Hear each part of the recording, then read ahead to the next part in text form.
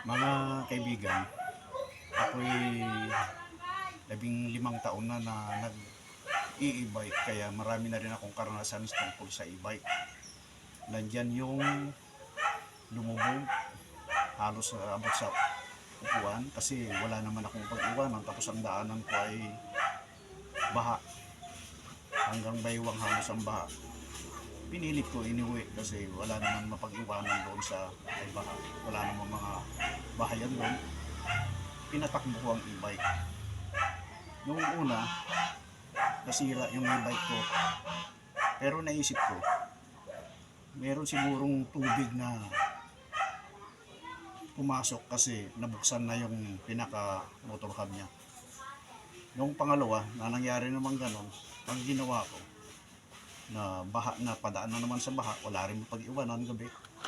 Pagdating dito sa bahay, pinaandar ko ng pinaandar siguro mga 5 minuto para pumilit yung makina. Kung meron man nakapasok na tubig doon sa motor, matutuyo yung tubig kasi pinaandar ko nga uminit.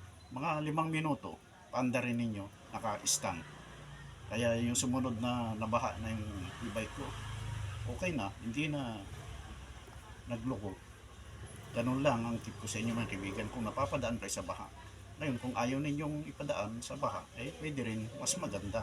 Pero kung emergency talaga, no, wala kayong mapag-iwanan, gabi na, mapipilitan kayo na dadaan doon sa baha. Ngayon, punta naman tayo sa mga naplatan kagabi. Tapos punta ka sa vulcanizing, wala silang size na interior para doon sa e-bike ninyo. Ngayon, mayroong nagturo din sa akin kung paano, halimbawa malaki yung interior, pwede mong paliitan. Yan itinuro sa akin, kaya ginagawa ko na rin. Halimbawa emergency, kinabukasan may lakad ako, gagabitin ko e-bike, nasira pala, na-flat, wala na akong interior. Ginagawan ko ng paraan, sinubok ko yung sinabi nila. Marami na rin tao na nagsubok dahil itinuro ko. Kasi mahirap maghanap ng interior, lalo na yung mga e-bike. Mahirap maghanap ng interior.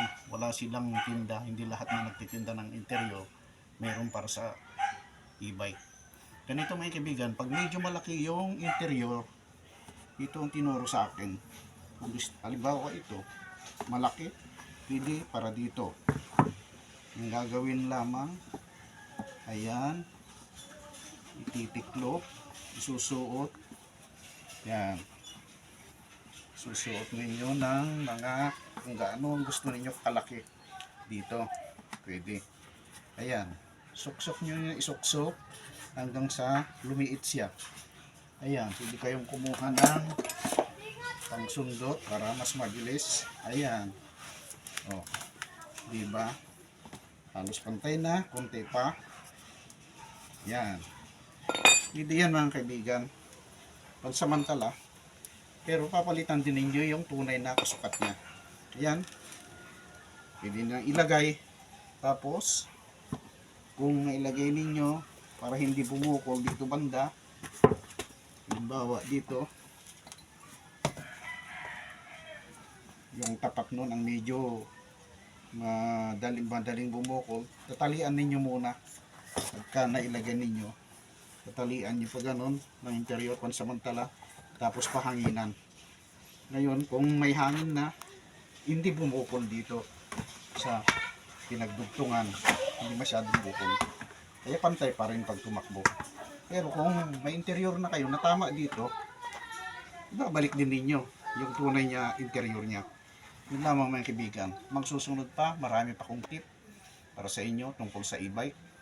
Hindi naman ako magaling na mekaniko ng e-bike. Ano lang, tumitingin-tingin lang ako sa mga nagagawa, kinakaibigan ko yung mga may paggawaan. Hindi nila alam, habang akong nakipagkwentuhan ko sa kanila, kumukuha ako ng teknik, saka may natutunan din ako sa kanila. Yan lang mga kaibigan ang tip ko sa susunod. Bakit bumulobo ang battery? Bakit ayaw nang mag-green ang charger ninyo? Tuturo ko sa inyo mga kaibigan, mga susunod pang aking vlog.